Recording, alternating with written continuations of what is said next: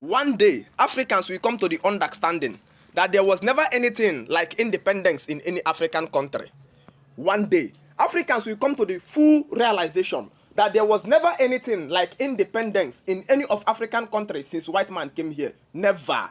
The white man came here and built his structures, his Western institutions that was designed with the intent of exploiting the people for the sole purpose of their own profit, their own societal selfishness. The white man left his nations, came down to African nation and built institutions, democratic institution, Western education institution, the legal system institution, monogamy institution, the police institution, the media institution, all with the intent of his exploiting African people. But when the battle became tough, the white man began to draw a graph of how do I control these people from action from a distance in physics. So how do I begin to control these people? How can I decide how these people live their life without being in their nation? So the white man planned how to run Africa from action from a distance. And how did they actualize this? They begin to train our brothers on how to reoccupy those institutions that was once occupied by them. So we are not independent, no sir. They're only left, but the institution that was designed with the intent of exploiting us is still there, now being managed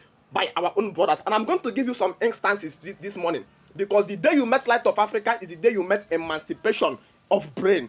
I'm engineering African Renaissance, a project of reviving and restoring the lost culture of African man, the lost culture of African man. Number one, when you look at the type of police that was available in the days of the colonial masters, you discover the police was designed with the intent of protecting the colonial masters and subjugating the villagers to shame and victims. So you see the police following the colonial masters. They follow the colonial masters everywhere they go with the intent of protecting them, and they never cared about protecting the civilians. Today, you look at the type of police we have today, you still see police who follows governors. You still see police who follow senators. You still see police who follow artists and Ugbo. You see police who follow prominent men, but they never care about protecting anybody in Ogboka. There was no police protecting anybody in Amori. So the same type of police that was designed with the intent of protecting the colonial masters and then subjugating the poor people, the poor mass. You will think the police is in your village to protect you. You are a fool. Police is in your village to destroy self-defense. So you cannot fight and defend your life against yourself and then protect the rich so that the rich cannot be harmed by the poor. So there was no change. It was not that some people were removed. The white man left and trained their own brothers on how to maintain that same institution that they built. Because if you travel to London today, England, Italy, you will never see a rich man being followed with police. It never happened. You cannot see that. Police is funded with taxpayers' money. But we live in a country where that police is being allocated to some individuals, and therefore others work out of fear of being kidnapped. Because the police that came down to Africa was designed to protect a particular people, the colonial masters, and then subjugate the individuals to manipulation, to subjugation. That same police is still in existence today in Africa. Then they built a democratic system, a government that was designed with the intent of fighting, dividing the people to fight to elect a leader, over a people in Africa that once never fight to find a leader. I came from Igbo land. In our culture, we never fight to find a leader. We practice the Communist Party of every nation. Communist Party of Igbo land, Communist Party of Hausa, where people don't fight to become a king. King are selected communist elders. A certain number of elders are assembled to be the leader, which are passed through purifications. Their tongues are washed that invalidates them to tell a lie. So we are being governed by men of 75, 80 years. They are called Nzenozo. We don't compete for leaders, just like it is presently in China. China don't fight. China doesn't have parties in China like PDP and APC. They only have one party, CPC, Communist Party of China. That is what was and what's supposed to be in Africa, not democracy. When somebody came and destroyed that system, now re-enacted a system by which criminals, rejected Africans are being enthroned, elected every 4 years as our leader in Africa. So when we complain that the leaders is bad, it's not the leaders that are bad, no sir. The tree that is bearing the fruit of that leader is the democracy, which is the white man planted in our land to impose a set of rejected Africans as our leaders. We are not free.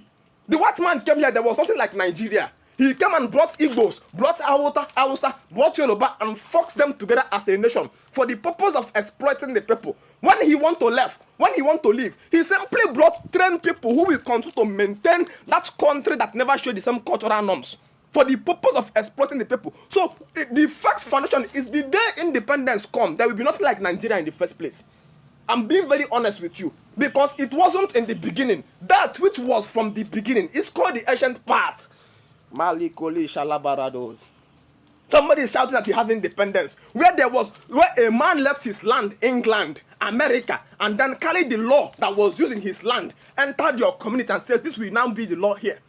And you are asking the person, no, sir, this was not how we do things here. We have the laws of the land in our community. Please allow us to use our law. There was once a law that was here that would make us to select who is our leader. You says, no, sir, I came with the law of England. The law of England will now impose a governor, a rejected idiot, as the new governor of Enugu State, the governor of Anambra State, the governor of Ebonyi State. We are not telling the person that we are Africans. We are not being governed by one-man leadership. There is no one man that carries the sense to arrogate the control of millions of people in Africa. We are governed by elders. The man says, no, sir, I left my country to subjugate you. I'm about to leave, but I will train your brothers to continue to replace that thing you are doing. So when you complain about bad governance, the leaders are not corrupt. The leaders are a set of rejected people in Africa that were being imposed on you by our colonial masters. Democracy. The same way when they came here, they brought an education system that was targeted with the purpose of numbing instinct, promoting memory, anti-personal indoctrination, teaching you hate against yourself, and making you helpless, pulling you up from the farm, making you totally dependent consumer, denying you functional knowledge. When they want to leave, they pick our brothers, train our brothers as professors and doctors, give them that title, and they replace them those places. So even when they are not there, the structure they built is still doing the same work. You know, it's time for people's eye to open. Until people's eye open, we wanted to discover that there is no African country who is independent. No! The day we become independent, we will decolonize the institutions and rebuild it to become in alignment and agreement with our culture. Just like my man was writing it, he says, all things shall become new again. Everything shall become new again. Everything shall become new again. The laws that will be used to judge us is the law of the land in Africa. Not a place where young boys went and he's trained on how to come and judge his elders. He says he's a barrister. Barristers in Africa are criminals that are called to bar people from their ways of life. The somebody that came to our marriage system, that one is all I spend my life to correct. Destroyed our collective corporation family called polygamy, communist family of corporation and leadership. The biggest factory my ancestors built. Destroyed it and now bring love and monogamy. If I catch you where you are doing love, madness. That's why I need to join my WhatsApp group where I will quote you. If I quote you, your leadership will re-enact again in the life of your family and your wife. You will not be a man. You will not have peace. I will put you in a position where you will look and you will have what is called the internal peace of mind in your family.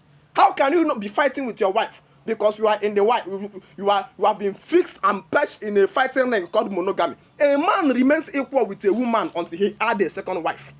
It is that second wife that will separate the man from the woman and put the man as a leader to take the leadership. Cooperation was there. No species can survive fighting his fellow species.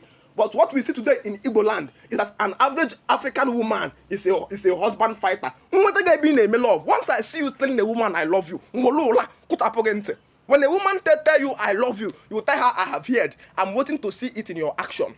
The woman will now understand that yes, you are a man. We men used to go to herbalists before to tell the herbalist, help me win the heart of my husband.